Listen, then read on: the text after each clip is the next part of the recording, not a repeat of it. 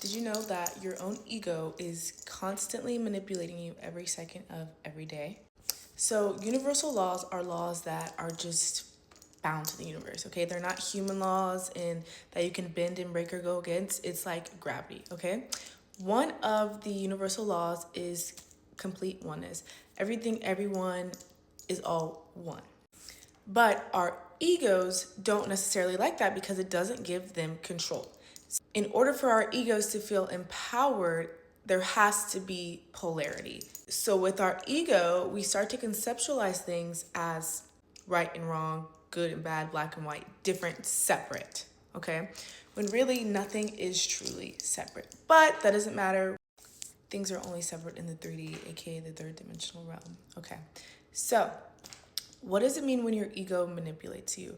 So basically, if everything, everyone, all at once beyond space and time are one, then nothing matters.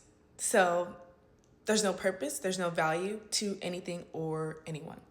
So your ego is both good and bad because without your ego, nothing matters and you'll go crazy and you'll start doing very, very insane, questionable things.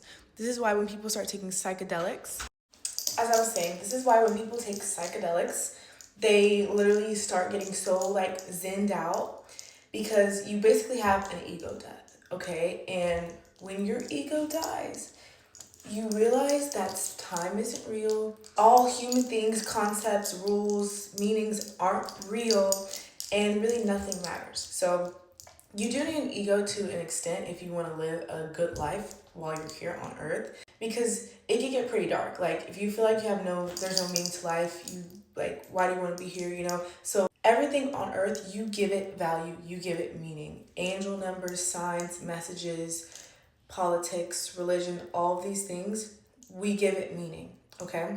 So that doesn't mean that there's no real power in it, okay? Because the power, all of your power lies within you.